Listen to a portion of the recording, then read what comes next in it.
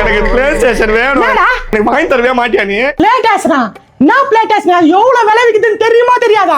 ஸ்கூல்ல ராகுல் வீட்ல பிளே ஸ்டேஷன் இருக்கு. அவன் எல்லாம் வந்து என்ன வெறுப்பேத்திட்டு இருக்கான். எனக்கு பிளே ஸ்டேஷன் வேணும். எனக்கு அடிச்சு பிரிச்சிரும் போடா. மட்டும் எனக்கு பிளே ஸ்டேஷன் வாங்கி தரல, நான் உன்கிட்ட பேசவே மாட்டேன். நான் பேசவே மாட்டேன்.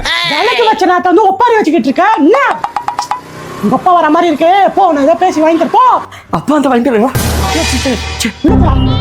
யோ இங்க வாயா. நாடி உள்ள ஒருத்த பிளே ஸ்டேஷன் வேணும்னு சொல்லி கதறின்னு இருக்கான். அவன் கிட்ட போயிட்டு பிளே ஸ்டேஷன் வாங்கி தரேன் வாங்கி தந்தா உள்ள போட்டு வெளுத்துருவோம் பாத்துக்க. என்னடி குழந்தடி, நான் பேசி புரிய வைக்கிறேன் அவனுக்கு. மகனே அப்பா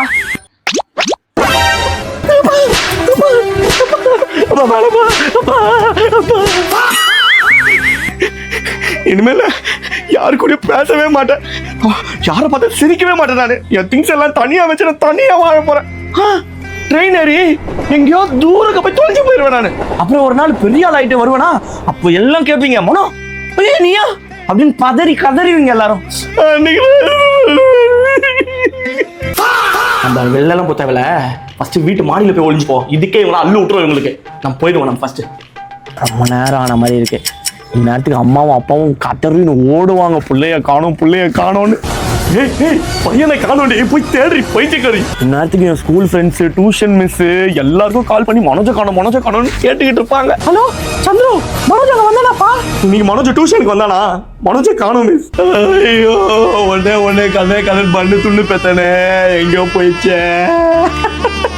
போலீஸ்க்குலாம் கால் பண்ணியிருப்பாங்க எங்க அம்மா. ஹலோ போலீஸ் ஸ்டேஷன், என் பிள்ளைய காணோம் சார், எப்படியாவது கண்டுபிடிங்க சார். அவனா அது பண்ணு துணுதான் பெத்தானா, 10 மாசம் சுமந்து பெத்தானே. சரி நம்ம வந்து வேற 2 மணி நேரம் ஆச்சு. இப்போ கீழே போனா போதும். வாப்பான்னு சொல்லி போய் பிளே ஸ்டேஷன் வாங்கி தருவாங்க நம்மளுக்கு. ஓ